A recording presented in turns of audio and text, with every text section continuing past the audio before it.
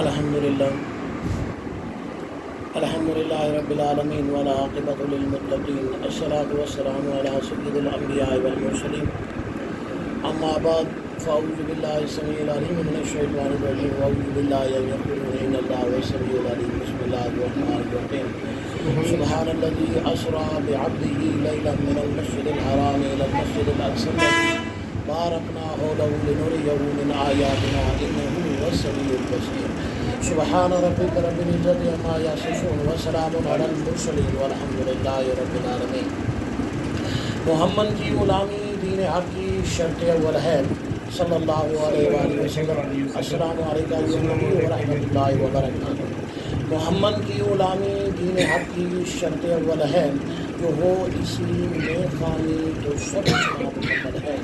نگاہ عشق و مستی میں وہی اول وہی آخر، نگاہ عشق و مستی میں وہی اول وہی آخر، وہی قرآن وہی فرقان وہی یاسین وہی کہا۔ خدائے لم یزل کا دست قدرت تو زباں تو ہے، خدائے لم یزل کا دست قدرت تو زباں تو ہے، یقین پیدا کر اے غافل۔ میرے بزرگوں، دوستوں، کرام سامعین کرام، اس سے پہلے کہ ان کلمات مقدسہ کا بیان اور محبت اور اخلاص کے ساتھ امام الانبیاء صلی اللہ علیہ وسلم درود و سلام پڑھیں۔ اللہم صلی علی سیدنا و مولانا محمد وعلی آل سیدنا و مولانا محمد وبارک وسلم۔ جزا اللہ عنا سیدنا محمد ما والو۔ اللہم صلی علی سیدنا محمد انزل المقعد المقرب عندک یوم القیامہ۔ السلام علیکم ایھا النبی ورحمۃ اللہ وبرکاتہ۔ السلام علینا وعلی عباد اللہ الصالحین۔ السلام علیک یا رسول اللہ۔ ہمارا بیان چل رہا تھا معراج مصطفیٰ قرآن اور سنت کے آئینے میں۔ معراج مصطفیٰ میں ہمارا بیان تھا کہ امام الانبیاء صلی اللہ علیہ وسلم عرش پر فکان قاب قوسین او ادنا پر فائز ہوئے۔ یہاں پر میرا بیان پچھلا ختم ہوا تھا۔ جب آپ اس مرتبے پر فائز ہوئے تو آپ صلی اللہ علیہ وآلہ وسلم، حدیث پاک ہے، ام المؤمنین سیدہ عائشہ صدیقہ رضی اللہ تعالیٰ عنہ راوی ہیں، امام الانبیاء صلی اللہ علیہ وسلم اور اللہ کے درمیان 12,000 کلمات یعنی بات چیت، 12,000 علماء کی بات نہیں کہا، کسی پیر صاحب کی بات نہیں کہا۔ ام المؤمنین سیدہ عائشہ صدیقہ رضی اللہ راوی ہے کہ اللہ رب العزت کے درمیان اور نبی آخر الزمان حضرت محمد رسول اللہ صلی اللہ علیہ وسلم کے درمیان 12,000 کلمات جو ہے، جب آپ فکان قاب قوسین ودنا پر فائز ہوئے پڑھتے تو بات چیت۔ یہاں ایک فرق کو سمجھیں، جس کو نہ سمجھنے کی وجہ سے اکثر مسلمانوں کا عقیدہ خراب ہوتا ہے۔ پہلے میں آپ کو سمجھاؤں گا، پھر اس کو واقعات سے اولیاء اللہ سے بھی سمجھا دوں گا تاکہ سمجھنے میں آسانی ہو۔ جب اللہ نے موسیٰ علیہ السلام کو قرآن پاک میں اپنی تجلی کروائی، پہاڑ پر تجلی کی، موسیٰ علیہ السلام بے ہوش ہو کر گرے، فرمایا سبحانک تبت الیک، تیری ذات پاک ہے ہر قسم کے شرک سے، عیب سے، میں تیری طرف رجوع کرتا ہوں۔ اب موسیٰ علیہ السلام بے ہوش ہو گئے، بات ہی نہیں کر سکتے، اللہ کی تجلی کو دیکھ کر بات ہی نہیں کر، ادھر حضور دیکھ بھی رہے ہیں اور بات بھی کر رہے ہیں۔ یہ فرق سمجھ آ رہے ہیں؟ ادھر بے ہوش ہو رہے ہیں، بات نہیں کر رہے، قرآن پاک سے صاحب۔ ادھر آپ اللہ رب العزت سے تجلی کو دیکھ بھی رہے ہیں اور بات چیت بھی کر رہے ہیں، اور 12,000 کلمات، 12,000 کلمات ام المؤمنین عائشہ صدیقہ فرماتی ہیں اللہ رب العزت اور رسول صلی اللہ علیہ وسلم۔ اس میں فرق کیا ہوتا ہے یہ میں آپ کو بتاؤں۔ حضرت آدم علیہ السلام سے لے کر عیسیٰ ابن مریم تک جتنے بھی پیغمبر آئے سب کو اللہ کی تجلیات ہوئی، مگر جو مرتبہ حضرت محمد صلی اللہ علیہ وسلم کو ملا یہ حضرت آدم علیہ السلام سے عیسیٰ علیہ السلام تک کسی پیغمبر کو نہیں ملا۔ اس طرح تجلی اور دیدار کرنا کسی پیغمبر کے لیے ممکن ہی نہیں، کیونکہ آپ امام الانبیاء ہیں، خاتم الانبیاء ہیں، آپ کا مرتبہ پیغمبروں میں سب سے افضل ہے۔ میں آپ واقعات سے آپ کو سمجھاؤں تاکہ سمجھنے میں آسانی ہو۔ ایک پیر صاحب تھے تو ان کا مرید تھا۔ پیر صاحب نے اپنے مرید کو کہا کہ ہم با یزید بستامی کے پاس چلتے ہیں۔ آپ نے مرید کو کہا کہ ان سے ملاقات کریں۔ اس نے کہا میں با یزید بستامی کو مل کر کیا کروں گا، جبکہ روزانہ 100 مرتبہ میں اللہ کا دیدار کرتا ہوں۔ کتنا 100 مرتبہ اللہ کی تجلی ہوتی ہے. میں مرشد نے کہا وہ بات تو ٹھیک ہے، لیکن جس طرح با یزید بستامی کو تجلی ہوتی ہے نا، وہ مرتبہ اور ہے. بے شک تو 100 مرتبہ بھی ہو سکتا. اب مرید کو پیر صاحب کی بات سمجھ آ، مرید چل پڑا با یزید بستامی کے پاس، پیچھے پیچھے پیر صاحب بھی چل پڑے. جب مرید سامنے آیا، با یزید بستامی نے صرف ایک نگاہ کی، مرید تڑپا اور مر گیا. پیر صاحب پیچھے آ رہے تھے، پوچھا حضرت یہ کیا کیا؟ فرمایا یہ سچ کہہ رہا تھا، 100 مرتبہ اللہ کی تجلی کو روزانہ دیکھتا تھا، لیکن جس طرح ہم اللہ کی تجلی کو دیکھتے تھے اس کو ایک مرتبہ بھی برداشت. یہ فرق ہے. 1,00,000 آدمی کو اگر حضور صلی اللہ علیہ وسلم کی زیارت ہو پوری دنیا میں، مثال دے کر سمجھا رہا ہوں، ہر آدمی اپنے درجے اور مقام کے اعتبار سے حضور صلی اللہ علیہ وسلم کی زیارت کر رہا ہوگا، کوئی بھی ان میں برابر نہیں. یہی حالت پیغمبروں میں ہے کہ جب ہر پیغمبر نے اللہ کی تجلی کو دیکھا، ان میں سے کوئی بھی برابر نہیں تھا، اور حضرت محمد صلی اللہ علیہ وسلم کے برابر کوئی ہو نہیں سکتا. یہ فرق بھی ہم نے سمجھا. 12,000 کلمات ام المومنین سیدہ عائشہ صدیقہ راویہ حضور صلی اللہ علیہ وسلم نے فرمایا اللہ کے درمیان اور حضور صلی اللہ علیہ وسلم کے درمیان. اب اللہ تعالیٰ نے، بخاری شریف میں ہے، مسلم شریف میں ہے، صحیحین کی روایت ہے، اس میں 3 چیزیں ہیں کہ حضور صلی اللہ علیہ وسلم پر اللہ تعالیٰ نے 50 نمازیں، جن کو بعد میں 5 بن کر تبدیل کرا دیا گیا، 5 نمازیں فرض. اور دوسرا سورۃ بقرہ کے رکوع کی آخری آیات حضور صلی اللہ علیہ وسلم پر نازل ہوئی. تیسرا شرک کے علاوہ سارے گناہوں کی امت کی مغفرت کا اللہ رب العزت نے امام الانبیاء سے وعدہ کیا. یہ بخاری میں ہے، مسلم میں ہے، صحیحین میں ہے، دیگر حدیث کی کتاب. مگر اس کے علاوہ چوتھی اور اہم چیز بھی ہے، اور وہ یہ ہے کہ حضور صلی اللہ علیہ وسلم کو اللہ تعالیٰ نے فرمایا کہ جب آپ کا کوئی امتی نیکی کا ارادہ کرے گا تو نیکی کے ارادہ کرنے پر میں اسے 1 نیکی عطا کروں، اور اگر اسے کر لے گا تو کم از کم اس کو 10 نیکیوں کا اجر عطا کروں گا.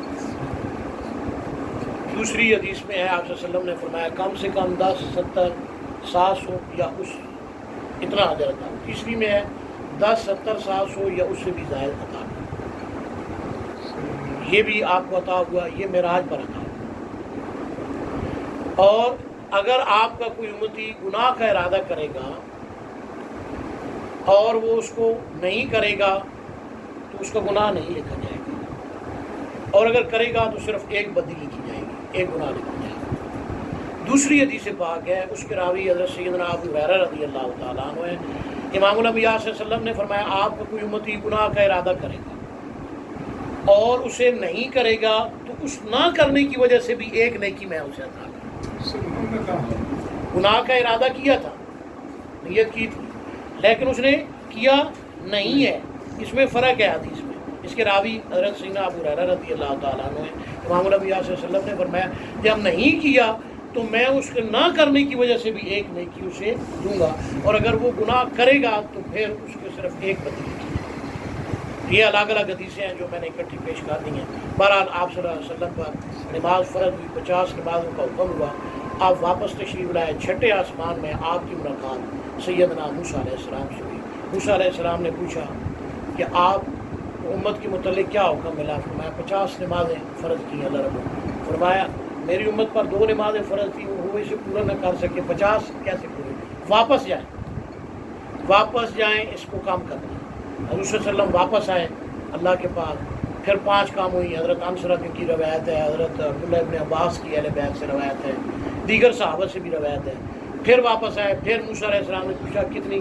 فرمایا 5 کام ہو گئی. آپ نے فرمایا یہ بھی زیادہ ہے. پھر جائیں. کرتے کراتے 5 رہ گئی. جب 5 رہ گئی تو آپ صلی اللہ علیہ وسلم کو موسیٰ علیہ السلام نے فرمایا یہ بھی زیادہ ہے، واپس جائیں اور کام کروائیں. تو آپ نے جبرائیل کی طرف دیکھا، جبرائیل نے بھی ناپسند کیا، حضور نے بھی ناپسند کیا. فرمایا اب مجھے شرم آتی ہے کہ میں اللہ کے پاس بھی آؤں اور مزید تخفیف کا سوال کروں. اللہ نے فرمایا میرا حکم ہو کر رہتا ہے، آپ کی امت 5 نمازیں پڑھے گی، میں اسے 50 کا اجر عطا کروں گا. سبحان اللہ. اب یہاں پر کچھ چیزیں ہیں جو سمجھنے کے لائق ہیں. حدیث پاک سے سمجھاتا ہوں جو آپ کو سمجھنے چاہیے. پہلی چیز یہ ہے کہ جو نیک لوگ ہوتے ہیں جب ہم ان کی صحبت میں جاتے ہیں صراط الذین انعمت علیہم الذین انعم اللہ علیہم من النبیین والصدیقین والشہداء والصالحین وحسن اولئک رفیقا، انعام یافتہ لوگ پیغمبر ہیں، اہل بیت ہیں، صحابہ ہیں، اولیاء اللہ ہیں، تو ان کی محفل سے بندے کا درجہ اور مقام بھی بڑھتا ہے، اس پر اللہ کی رحمتوں اور برکتوں کا نزول بھی ہوتا ہے اور درجات میں بھی اضافہ ہوتا ہے۔ اب موسیٰ علیہ السلام پیغمبر ہیں، جب ان سے ملے 50 نمازیں کم ہوئی اور بار بار اللہ کے پاس گئے، مکانہ قاب قوسین او ادنیٰ پر کون فائز ہوا؟ حضرت محمد صلی اللہ علیہ وسلم پہلے تو ایک دفعہ فائز ہوئی ہے نا، پھر بار بار اللہ کی زیارت، کس وجہ سے؟ موسیٰ علیہ السلام پیغمبر ہے نا، نیک ہے نا، انعام یافتہ ہے نا۔ نیک آدمی کی صحبت کیسے نفع دیتی ہے، میں قرآن اور حدیث سے بیان کر رہا ہوں کہ جب آپ ان کی محفل میں جائیں گے تو آپ مقام قرب پر فیض ہوں گے۔ فکانہ قاب قوسین و ادنیٰ کیا ہے؟ مقام قرب ہے، لا مقام ہے، یہ اللہ کے نزدیک حضور کا درجہ ہے، مقام قرب ہے۔ جیسے پیغمبر فیض ہوتے ہیں اسی طرح اہل بیت صحابہ اور یا اللہ فیض ہوتے ہیں، پورا مقام قرب پر فیض ہوتا ہے، انعام یافتہ لوگ۔ اب ہر دفعہ گئے، بار بار گئے، بار بار اللہ کی زیارت ہوئی، بار بار فکانہ قاب قوسین و ادنیٰ پر حضور صلی اللہ علیہ وسلم بار بار گفتگو کی۔ تو یہ نیک لوگوں کی صحبت کا اثر ہوتا ہے، اور صرف یہ نہیں بلکہ موسیٰ علیہ السلام کو بھی یہ سعادت بار بار ملی۔ حضور کی ایک مرتبہ زیارت کرنے سے انسان کا دل اور تڑپتا ہے کہ بار بار زیارت کرے، تو موسیٰ علیہ السلام نے بھی اس سے استفادہ کیا، بار بار حضور کی زیارت کی ہے۔ ہر دفعہ حضور صلی اللہ علیہ وسلم آتے، ٹھہرتے، گفتگو ہوتی، آپ صلی اللہ علیہ وسلم کی زیارت ہوتی، تو موسیٰ کو بھی فائدہ ہوا کہ بار بار حضور صلی اللہ علیہ وسلم کی تشریف لانے سے، گفتگو کرنے سے موسیٰ علیہ السلام کا درجہ ہوا۔ تو دیگر حدیث سے بھی ثابت ہے، حضور صلی اللہ علیہ وسلم نے فرمایا کہ انسان جب ذکر کر رہا ہوتا ہے وہاں پر اللہ کی جماعت فرشتوں کی تلاش کرتے کرتے پہنچ جاتی ہے اور کہتی ہے یہاں ہمارا مطلوب اور مقصود ہے، تو لکھتی ہے نامہ اعمال کو کہ بھائی یہاں پر فلاں فلاں بندہ موجود ہے، ذکر کر رہا تھا۔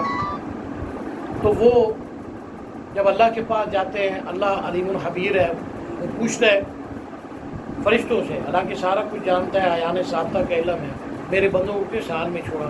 یا رب العالمین فلاں محفل ذکر موجود تھی، ذکر ہو رہا تھا، لیکن وہاں پر ایک بندہ بیٹھا تھا جو ذکر نہیں کر رہا تھا اور وہ توجہ بھی نہیں کر رہا تھا محفل جو ہے۔ اللہ نے فرمایا بیٹھا تو اسی محفل میں تھا، تم گواہ ہو جاؤ، میں نے ان سب کو بھی بخش دیا اور ساتھ اسے بھی بخش دیا۔ اب وہ توجہ نہیں کر رہا ہے تب بھی بخشا گیا ہے، محفل کا اثر ہے نیک لوگوں کا، اہل ذکر کی محفل کا۔ تو پیغمبر ہو یا اہل بیت ہو یا صحابی ہو، اس کی ولی کی محفل میں بندہ جائے تو کیسے درجہ بڑھتا ہے، یہ قرآن اور حدیث سے ثابت ہو گیا، پہلا مسئلہ۔ دوسرا مسئلہ جو ہم نے سمجھنا ہے، انتہائی ضروری ہے۔ اب پوری دنیا میں دو طرح کے عقیدہ ہو گیا ہے مسلمانوں کے اندر۔ ایک مسلمانوں کا گروہ کہتا ہے کہ مرنے کے بعد انعام یافتہ لوگ جن میں پیغمبر ہیں، اہل بیت ہیں، صحابہ ہیں، اولیاء اللہ ہیں، وہ قبر سے باہر نکل کر مدد نہیں کر سکتے۔ کیا قبر سے نکل کر باہر نکل کر مدد نہیں کر سکتے؟ اس بار بڑے بڑے محدثین، بڑے بڑے فقہاء، مجتہدین انہوں نے بحثیں کی ہیں، یہ بہت بڑا اختلاف ہے، پوری دنیا کے مسلمانوں کے اختلاف کی بات ہے۔ بعض یہ کہتے ہیں کہ قبر سے نکل کر مدد نہیں کر سکتے، چاہے وہ پیغمبر ہو، اہل بیت ہو، صحابی ہو یا ولی۔ بعض کہتے ہیں نہیں، باہر نکل کر قبر سے مدد کر سکتے ہیں۔ اب دیکھیں سیدنا موسیٰ علیہ السلام کتنے 100 سال پہلے اس دنیا سے کل نفس ذائقۃ الموت، موت کا جام پی چکے تھے۔ پھر پینے کے بعد جب انہوں نے یہ موت کا جام پی لیا، کئی پیغمبر آئے، کئی امتیں آئی، آخری امت آئی، حضور صلی اللہ علیہ وسلم آئے۔ آپ قبر سے باہر نکل کر چھٹے آسمان میں نہیں ملاقات کر رہے ہیں حضور صلی اللہ علیہ وسلم؟ پھر کیا یہ مدد نہیں ہے کہ جو 50 نمازیں ہمارے اوپر فرض ہوئی وہ 5 نمازوں میں تبدیل ہوئی؟ اس کا سبب اور ذریعہ کون تھے؟ سیدنا موسیٰ علیہ السلام۔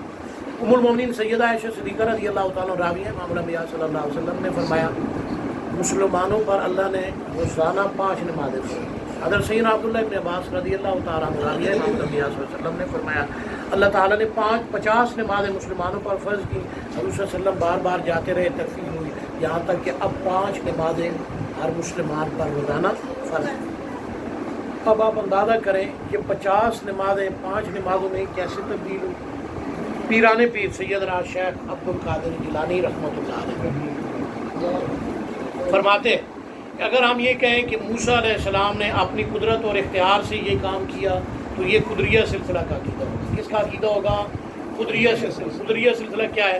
نبی آخر الزمان حضرت محمد رسول اللہ صلی اللہ علیہ وسلم نے فرمایا ہر پیغمبر پر جب کتاب نازل ہوئی، صحیفہ نازل ہوا، تو اس میں 2 فرقے رہے، ایک قدریہ اور ایک جبریہ، اور دونوں گمراہ فرقے ہیں، یعنی غیر مسلم فرقے ہیں۔ تو یہ گمراہوں کا اور غیر مسلموں کا عقیدہ ہے۔ اور اگر ہم یہ کہیں کہ اللہ نے موسیٰ علیہ السلام کو یہ اختیار دیا، اللہ نے حضرت سیدنا موسیٰ علیہ السلام کو یہ طاقت دی، اور اس طاقت اور اختیار کی بدولت انہوں نے حضور صلی اللہ علیہ وسلم کی یہ مدد کی اور اس امت کی یہ مدد کی، 50 نمازوں کو 5 نمازوں میں تبدیل کر دیا، تو یہ ما انا علیہ و اصحابی ہر اس آدمی کا عقیدہ ہونا چاہیے، ہر مسلمان کا عقیدہ۔ میری بات آپ کو سمجھ آ رہی ہے کہ مرنے کے بعد ہر پیغمبر، ہر اہل بیت، ہر صحابی اور ہر ولی اپنے درجے کے موافق، وفوق کل ذی علم علیم ولکل درجات بما، ہر درجے والے کا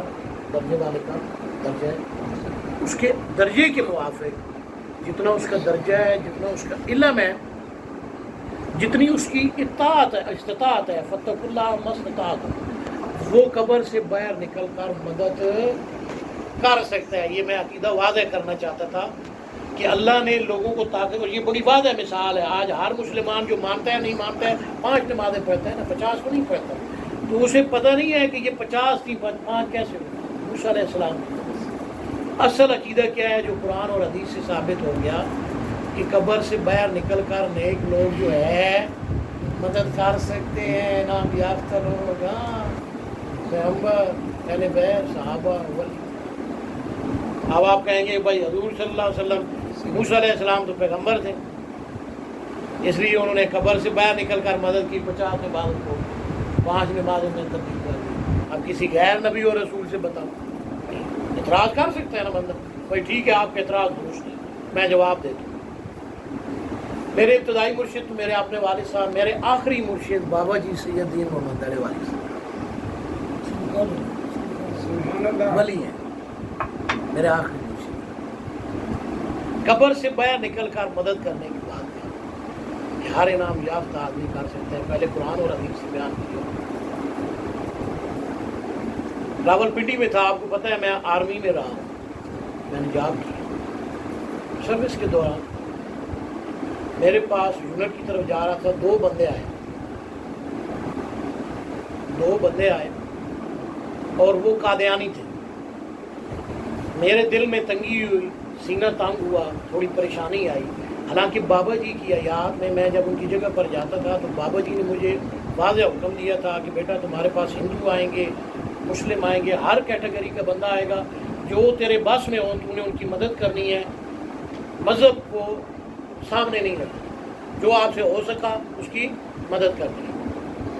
اور میں خود ہندو جب آتے تھے انہیں سرو کرتا تھا، بابا جی کی محفل، مشتاق صاحب گئے انہوں نے دیکھی ہے جگہ، ہاں ہندو بھی آتے تھے بابا جی، تو میں انہیں کھانا پیش کرتا تھا ہندو، بابا جی کا آڈر۔ اب میرا جو ہے دل پریشان ہوا، سینہ تنگ ہوا۔ آپ سمجھتے ہیں کہ قادیانیوں کا عقیدہ کیسا ہے، کہ وہ قادیانی تھے، ملنے کے لیے میں یونٹ کی طرف جا رہا ہوں، بابا جی سید دین محمد دڑے والی سرکار اس دنیا سے رخصت ہوئی، انہیں کیسے پتہ لگتا ہے یہ کیسے مدد کرتے ہیں۔ یونٹ کے دروازے پر پہنچا، وہ 2 بندے میرے ساتھ تھے، میں نے دیکھا بابا جی گیٹ کے ساتھ بیٹھے، کھل کر میں نے زیارت کی، بیداری کی حالت میں کیا انعام یافتہ قبر سے نکل کر کیسے مدد کرتے ہیں۔ بابا جی کی میں نے زیارت کی، جو ہی میری نگاہ بابا جی کے جسم اقدس پر پڑی، میرے دل کی پریشانی ختم ہو گئی، سینے کی تنگی ختم ہو گئی۔ گیٹ سے ہم اندر داخل ہوئے، تقریباً 100 گز یا اس سے تھوڑا زیادہ ہماری کینٹین تھی۔ میں وہاں پر ان بندوں کو لے گیا، انہیں چائے کا آرڈر دیا، میں نے کہا انہیں پانی دو، میں دوڑا۔ ایک آدمی کا آدمی کتنا تیز دوڑ سکتا ہے آپ خود سوچ سکتے ہیں، میں بھاگتا ہوا آیا بابا جی کی طرف، گیٹ کی طرف آیا۔ جب میں آیا تو بابا جی موجود نہیں تھے، میں چاہتا تھا کہ بات چیت کروں، لیکن قدموں کے نشان اور جسم جو وہاں پر آپ تشریف فرما تھے، زمین پر آپ بیٹھے، وہ سارے موجود ہیں۔ نیک لوگوں کی صحبت کیسے اثر رکھتی ہے؟ موسیٰ کی صحبت سے بار بار فکانہ کعبہ قوسین و ادنیٰ پر حضور صلی اللہ علیہ وسلم ہے نہیں، اور موسیٰ علیہ السلام کو حضور صلی اللہ علیہ وسلم کی بار بار زیارت ہوئی اور بار بار حضور صلی اللہ علیہ وسلم سے ملاقات کرنے کا شرف حاصل ہوا۔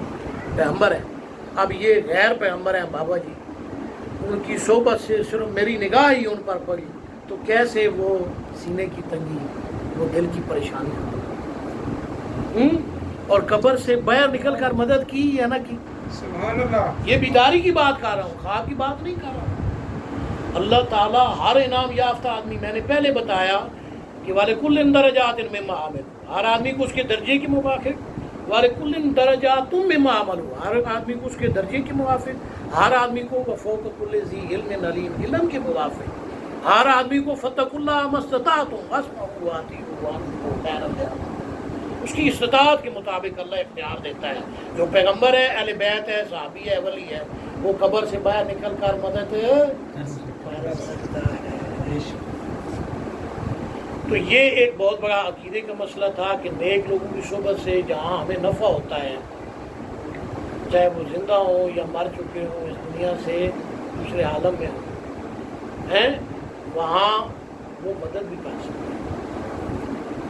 اس چیز کو اچھی طرح اپنے عقیدے کو درست کریں، اور اس وقت جو مسلمانوں کا غلط عقیدہ آ گیا ہے، بڑے بڑے علماء کا، محدثین کا، کہ قبر سے باہر نکل کر مدد نہیں کر سکتے۔ میں نے پہلے حدیث اور قرآن سے بتایا کہ موسیٰ علیہ السلام نے 50 نمازیں 5 نمازیں کی، تو وہ قبر سے باہر ہی تو تھے۔ پھر آپ دیکھیں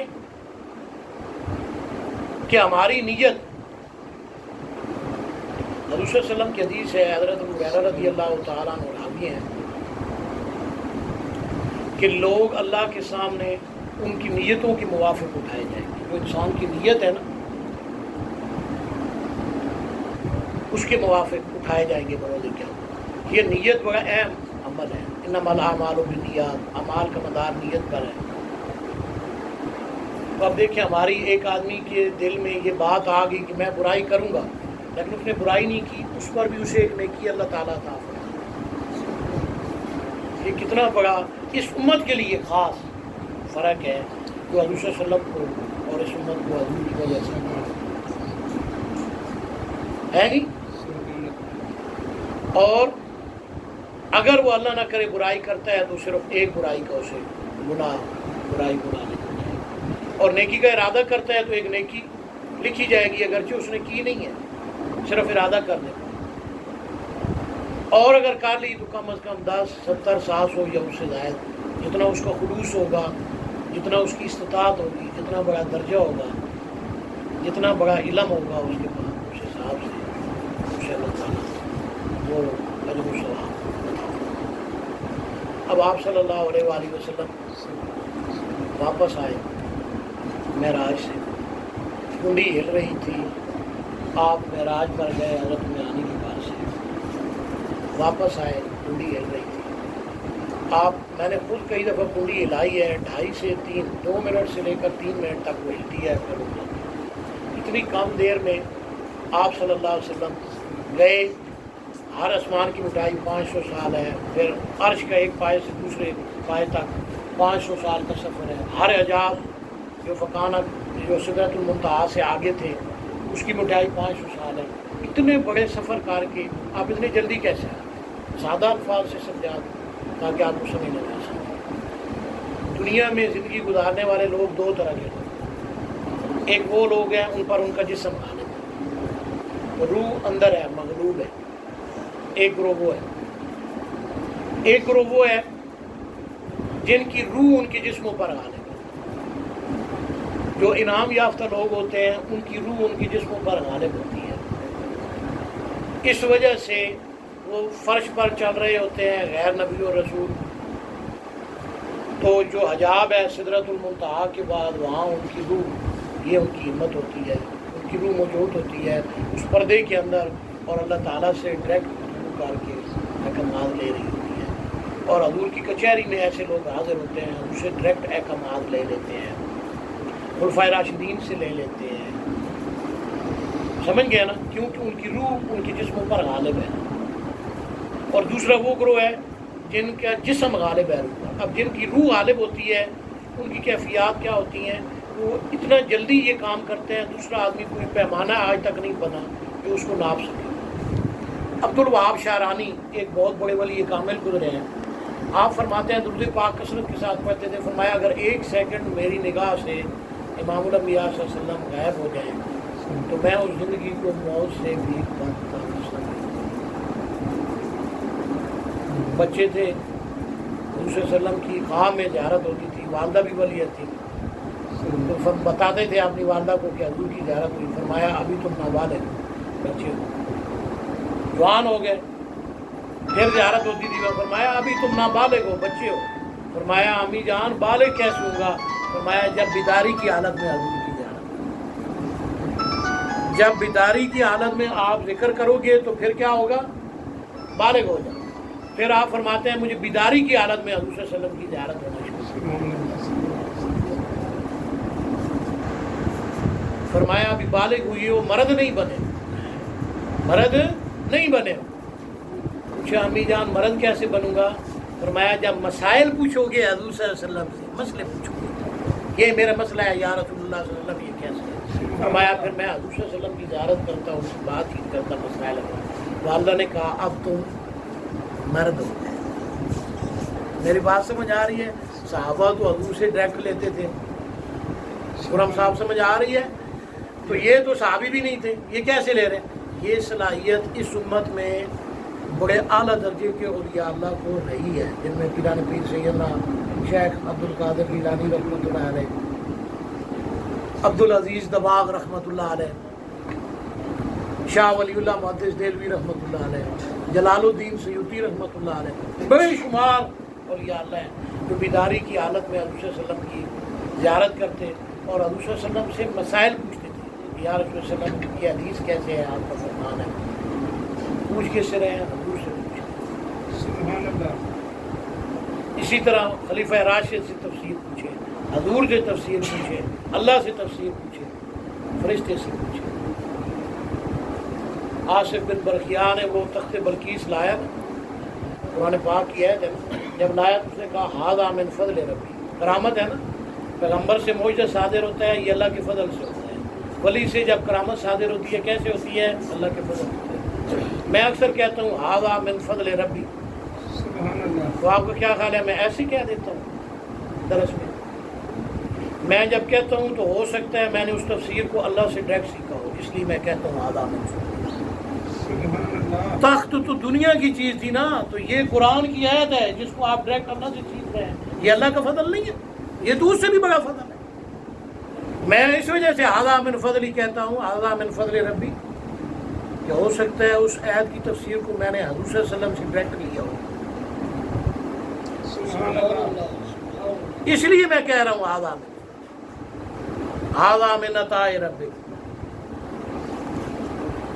ہو سکتا ہے وَعِندَهُ عِلْمُ الْكِتَابِ، میں نے اس تفسیر کو، اس آیت کو حضرت علی رضی اللہ تعالیٰ عنہ، حضرت عبداللہ ابن عباس میں فرماتے ہیں نا وَعِندَهُ عِلْمُ الْكِتَابِ، اس سے مراد حضرت علی رضی اللہ عنہ، ہو سکتا ہے میں ڈائریکٹ وہاں سے لے رہا ہوں، اس لیے میں کہتا ہوں ھذا من، ایسے نہیں کہتا۔ ان چیزوں کو سمجھو، ایسے اپنے عقائد کو درست کرو کہ جن لوگوں کی روح غالب ہوتی ہے ان کے جسموں پر، وہ کتنی تیزی سے حضور کی کچہری میں جاتے ہیں اور بات چیت کرتے ہیں، اللہ سے کیسے کلام ہوتے ہیں، بات چیت کرتے ہیں، خلفائے راشدین سے بات چیت کرتے ہیں، اولیاء اللہ سے بات چیت کرتے ہیں، ان کی رفتار کا آپ اندازہ نہیں کر سکتے۔ دنیاوی اعتبار سے آپ کو دلیل دوں تاکہ آپ سمجھیں، آپ سو رہے ہیں، عام آدمی پر بھی جو کافر ہوتا ہے اس پر بھی اس کا جسم غالب ہوتا ہے، روح مغلوب ہوتی ہے، مسلمان پر بھی ہوتی ہے، مگر مسلمان اور کافر میں ایک فرق ہے کہ مسلمان کلمہ گو ہے، کافر کلمہ گو نہیں ہے، اور مسلمان پر کبھی کبھی روح بھی غالب آ جاتی ہے اس کے جسم پر، جاگتے ہوئے بھی اور کبھی سوتے ہوئے بھی مسلمان پر اس کی روح غالب آ جاتی ہے، مگر کبھی کبھی ہوتا ہے، قلیل واقع ہوتا ہے، لیکن جو انعام یافتہ ہوتے ہیں ان پر کثرت کے ساتھ روح غالب رہتی ہے، ان کا جسم مغلوب رہتا ہے. یہ فرق ہے. میں آپ کو دلیل دے کر سمجھاتا ہوں. آپ سوئے ہوئے ہیں، آپ خواب میں حرم شریف کی طرف جا رہے ہیں، بیت اللہ کا طواف کر رہے ہیں، یا مسجد نبوی میں حاضر ہیں، خواب دیکھ رہے ہیں. ادھر آپ کا بیٹا آیا یا بیٹی آئی، بہن آئی یا بیوی آئی، اس نے آپ کو اٹھایا، آپ سوئے ہوئے تھے. کتنی دیر میں آپ وہاں سے یہاں آئے؟ جہاز یہاں سے سعودیہ میں جاتے ہوئے 2 گھنٹے سے زیادہ ٹائم لگائے گا. ایروپلین 2 گھنٹے سے زیادہ ٹائم لگے ہے. چلو میں دوسرے طریقے سے سمجھاؤں. کراچی یہاں سے کراچی تک جب ہوائی جہاز جاتا ہے نا، PIA ایرو ایشیا، 2 گھنٹے لگائے گا. یہاں سے اسلام آباد سے کراچی تک 2 گھنٹے لگائے گا. افریت من الجن جس کو دیو کہتے ہیں، یہاں سے کراچی جائے گا 2 منٹ لگائے گا. 2 گھنٹے کتنے تبدیل ہو گئے؟ 2 منٹوں میں تبدیل. اور روح جب جاتی ہے کتنا لگاتی ہے؟ آپ تھے حرم میں، بیت اللہ کا طواف کر رہے تھے، آپ تھے مسجد نبوی میں، آپ کو آ کر آپ کی بیٹی نے یا بھائی نے یا بیٹے نے یا بیوی نے آ کر اٹھایا. کتنی دیر میں آپ واپس آئے اور آپ بیدار ہوئے؟ 2 گھنٹے میں، 2 منٹ میں.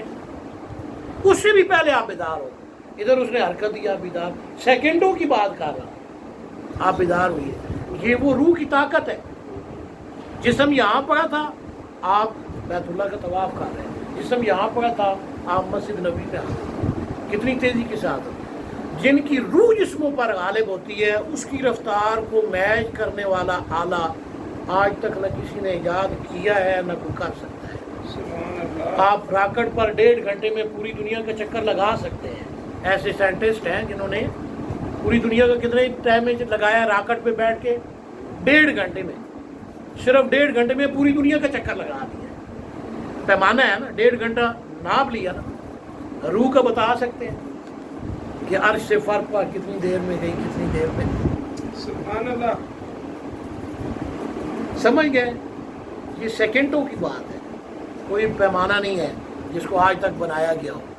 حضور صلی اللہ علیہ وسلم جب اوپر گئے نا، سبحان اللہ اسرا بعبدہ لیلا من المسجد الحرام الی المسجد الاقصی الذی بارکنا حولہ لنریہ من آیاتنا انہ هو السمیع البصیر. ایسے لوگوں کی روحیں جسموں پر غالب رہتی ہیں تو وہ پھر بہت کم دیر میں یہ جو حضور صلی اللہ علیہ وسلم کو بھی ہل رہی تھی گئے اور واپس آ گئے. ایسے آدمیوں سے معجزہ صادر ہوتا ہے، کرامتیں صادر ہوتی ہیں جو غیر پیغمبر ہوتے ہیں، جو صحابہ ہوتے ہیں، جو اولیاء اللہ ہوتے ہیں. سید شمس الزمان شاہ صاحب ایک ولی کامل گزرے ہیں، اکثر میں ذکر کرتا رہتا ہوں. ویسی ہے قادریہ سے مریدین ان کو دبا رہے ہیں، لیٹے ہوئے ہیں، دبا رہے ہیں. اچانک کیا دیکھتے ہیں کہ پیر صاحب بیچ میں سے گئے. کدھر گئے؟ اب دوسروں کو تو پتہ نہیں ہے، لیکن جو دبا رہے ہیں انہیں پتہ چل گیا یار پیر صاحب تو ادھر غائب ہو گئے. تھوڑی دیر گزری تو پیر صاحب پھر ادھر ہی ہیں، وہ دبا رہے ہیں تو پھر فرق تو آ گیا بھائی. اب مریدین نے، دوسروں کو تو پتہ نہیں تھا، انہوں نے اصرار کیا حضرت آپ کدھر تھے؟ آپ تو نکل گئے تھے. کہ یار یہ پردے کی بات ہے، رہنے دو. اب بعض مرید بھی لاڈلے ہوتے ہیں جن کو بتانا بھی پڑتا ہے، ڈالی بھی نہیں جاتی. آپ نے فرمایا یہ خوشبو سونگا تو کھارے پانی ساتھ لگا ہوا تھا اور اس کی سمیل آ رہی تھی.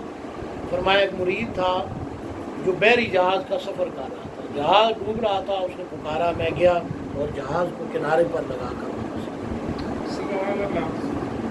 کیسے پتہ چلتا ہے ان کو؟ بابا جی کیسے عالم برزخ سے عالم دنیا میں آئے؟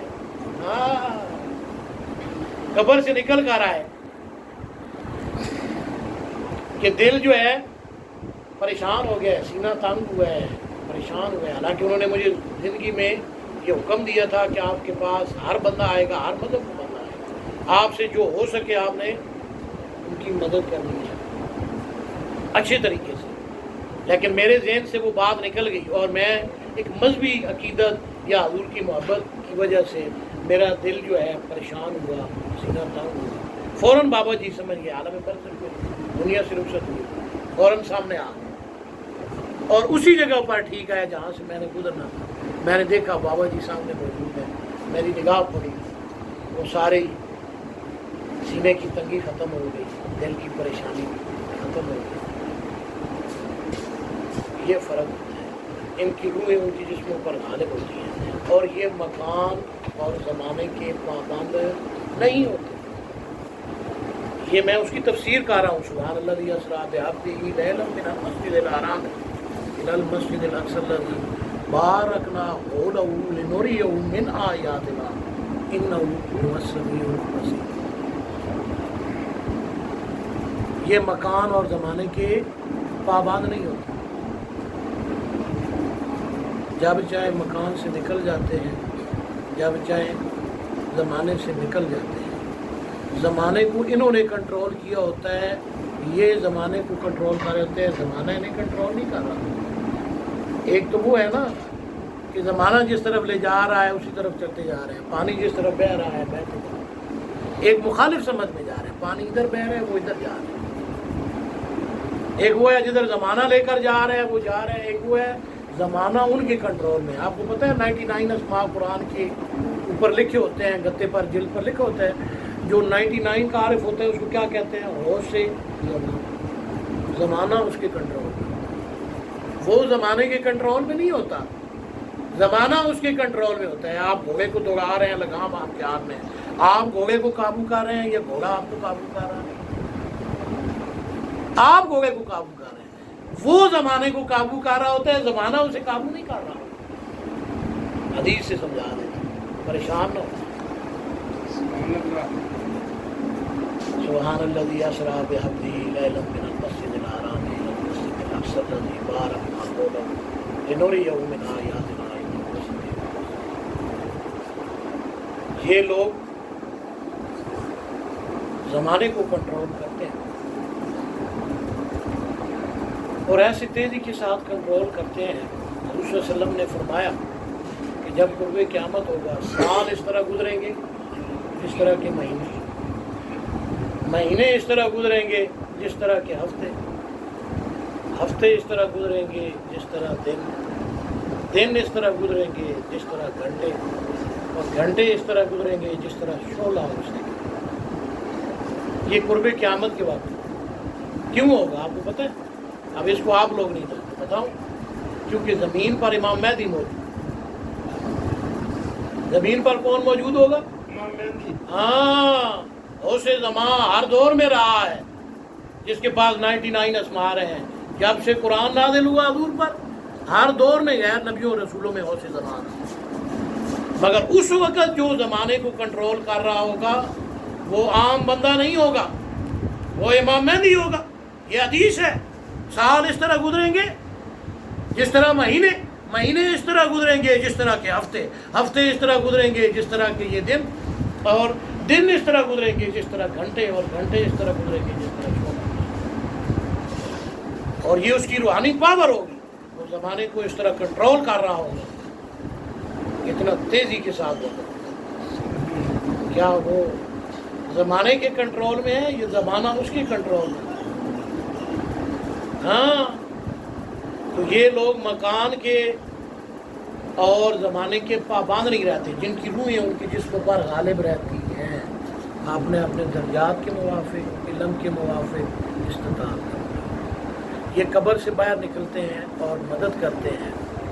اسی وجہ سے حضور صلی اللہ علیہ وسلم اتنے جلدی گئے اور واپس آئے۔ اکثر لوگ سوال کرتے ہیں اور عقل کی پیمانے پر ناپتے ہیں، معجزے اور کرامت کو عقل کے پیمانے پر نہیں ناپا جا سکتا۔ معجزہ پیغمبر سے صادر ہوتا ہے، کرامت غیر پیغمبر سے صادر ہوتی ہے۔ جب آپ عقل کے پیمانے پر پرکھیں گے تو آپ گمراہ ہوں گے۔ ام المومنین عائشہ صدیقہ میں بھی راوی ہیں، دیگر صحابہ سے بھی روایت ہے، جب حضور صلی اللہ علیہ وسلم معراج سے واپس آئے، کئی لوگ ایسے تھے جو اسلام لا چکے تھے، وہ گمراہ ہو گئے، انہوں نے اسلام چھوڑ دیا، کیونکہ اس معجزے کو انہوں نے جب عقل کے پیمانے پر پرکھا نا، گمراہ ہو گئے۔ باقاعدہ حدیث ہے، عالم دین کی بات نہیں کر رہا، ولی کی بات نہیں کر رہا ہوں، باقاعدہ آپ بخاری شریف دیکھیں، مسلم شریف دیکھیں۔ ام المومنین سیدہ عائشہ صدیقہ راوی ہیں، میں اس حدیث کو بیان دیگر صحابہ سے بھی ہے، لیکن میں ام المومنین سیدہ عائشہ صدیقہ کی روایت کر رہا ہوں۔ فرمایا کئی ایسے آدمی جنہوں نے جب حضور صلی اللہ علیہ وسلم نے اپنے معراج کے متعلق بیان کیا تو وہ اسلام پہلے قبول کر چکے تھے، وہ دوبارہ کافر تو معجزے اور کرامت کو عقل کے پیمانے پر پرکھا نہیں جا سکتا اور کبھی پرکھنے کی کوشش بھی نہیں کرتا۔ سونے کے ترازو میں اگر لکڑ رکھی جائے تو عبدالرحیم صاحب ترازو ٹوٹ جائے گا یا باقی رہے گا؟ ٹوٹ جائے گا نا، کیونکہ وہ بنا ہی نہیں ہے۔ وہ جو ترازو ہے وہ سونے کا ترازو ہے، وہ لکڑ توڑنے والا نہیں ہے۔ لکڑ کا پیمانہ الگ ہے، ترازو الگ ہے، میزان الگ ہے، وہ اس پر نہیں توڑ سکتا۔ اس لیے اس کو جو ہے نا کرامت اور معجزے کو ماننے کے لیے آپ اللہ کے فضل کو دیکھیں گے۔ میں یہ تفسیر آپ کو سمجھا رہا ہوں۔ اللہ کے فضل کو کوئی ناپ نہیں سکتا۔ آپ ناپ سکتے ہیں؟ کوئی ناپ سکتا ہے؟ کوئی سائنٹسٹ ناپ سکتا ہے کہ اللہ کا فضل کتنا پیغمبر پر ہوا، کتنا کسی ولی پر ہوا؟ ناپ سکتا ہے؟ نہیں ناپ سکتا۔ یہ اللہ کا فضل تھا حضرت محمد صلی اللہ علیہ وسلم پر، جو فقان قاب قوسین و ادنیٰ پر فیض بھی ہوئے۔ اللہ نے عزت کے ساتھ مرتبے پر بلایا، زیارت بھی کرائی اور واپس لے آیا۔ اللہ کے فضل کو کون ناپ سکتا ہے؟ راکٹ کے ذریعے آپ 1.5 گھنٹے میں پوری دنیا کا چکر لگا سکتے ہیں، مگر اللہ کے فضل کو کوئی نہیں ناپ سکتا۔ جو پیغمبر پر ہوا، جو اولیاء اللہ پر ہوا، جو صحابہ پر ہوا، جو اہل بیت پر ہوا۔ تو یہ ہمارا جو ہے قرآن اور سنت کی آئین میں معراج مصطفیٰ تھا۔ اس میں بہت ساری چیزیں میں نے مس کی اور بڑا عرصہ ہم نے اس پر بیان کیا ہے، بڑا طویل بیان ہوا ہے ہمارا۔ مقصد یہ تھا کہ ہم اپنے جو مسلمان بھائی ہیں ان کے عقائد کو درست کریں، اور خاص طور پر میرے ساتھ جو لوگ نسبت رکھتے ہیں ان کا عقیدہ درست ہو، اور انہیں پتہ چلے کہ کل کوئی آدمی انہیں گمراہ نہ کر سکے، اور ایسی باتوں میں بہکا کر، جیسے لوگ کہتے ہیں مر گیا مٹی ہو گیا ختم ہو گیا۔ میں نے پہلے بتایا تھا اسی بیان میں کہ اگر مر گیا مٹی ہو گیا تو 1,24,000 پیغمبروں میں سے حضور صلی اللہ علیہ وسلم اور عیسیٰ ابن مریم کے علاوہ باقی تو سارے فوت شدہ تھے۔ کل نفس ذائقۃ الموت، موت کا جام پی چکے تھے۔ کیسے آ کر انہوں نے حضور صلی اللہ علیہ وسلم کے پیچھے آ کر 2 رکعت نماز پڑھی؟ یہ علماء کا مسئلہ نہیں ہے کسی پیر صاحب، یہ بے شمار حدیث ہے، بخاری سے بھی ہے، مسلم سے بھی ہے، دیگر صحیح ستہ کی کتابوں میں بھی یہ روایت ہے۔ تو حضور صلی اللہ علیہ وسلم نے 2 رکعت نماز پڑھائی۔ اگر وہ پیغمبر مار کر مٹی ہو گئے تھے تو نکل کر پیر کیسے آئے اور کیسے انہوں نے نماز پڑھی؟ اس کا مطلب ہے وہ مار کر مٹی نہیں ہوئے تھے۔ ہم نے اپنے عقائد کو درست کرنا ہے، اور ہمارے ساتھ جو خاص طور پر اہل نسبت ہیں اور اس کے علاوہ دیگر مسلمان جو ہم سے وابستہ رہنے کی کوشش کرتے ہیں تاکہ ان کا عقیدہ درست ہو، اور وہ قرآن اور سنت اہل بیت اور صحابہ، ہمارا وہی معقولہ ہے، وہی ہمارا طریقہ ہے۔ خذ ما صفا ودع ما قدر، لے لو جو قرآن سنت اہل بیت اور صحابہ کے مطابق ہے، اور یا اللہ کا جو طریقہ ہے اس کو ہم لے لیں گے تو وہ ٹھیک ہے، جو اس کے خلاف ہے ہمارے لیے وہ شریعت کا پیمانہ نہیں ہے۔ قرآن سنت اہل بیت اور صحابہ یہ اولیاء اللہ کا اجماع ہے، اس کے مطابق ہے، وہ ہمارے لیے شریعت کا درجہ ہے۔ اس سے ثابت نہیں ہے ہم اسے شریعت نہیں مانتے، اولیاء اللہ اسے شریعت نہیں مانتے۔ تو میں نے قرآن اور حدیث سے بے شمار آپ کو دلائل دیے تاکہ آپ کو سمجھ آ جائے کہ کتنے کم وقت میں حضور صلی اللہ علیہ وسلم نے کیسے معراج کی، زمانے کو بھی طے کیا اور مکان کو بھی طے کیا۔ مکان کو بھی طے کیا، زمین سے آپ جو ہے مسجد حرام سے لے کر مسجد اقصیٰ تک گئے اور اتنا طویل سفر کیا، اور آپ اتنے کم وقت میں واپس آ گئے۔ اللہ سے دعائیں کہ ہمیں قرآن پاک اور حدیث پاک کا فہم نصیب فرمائے۔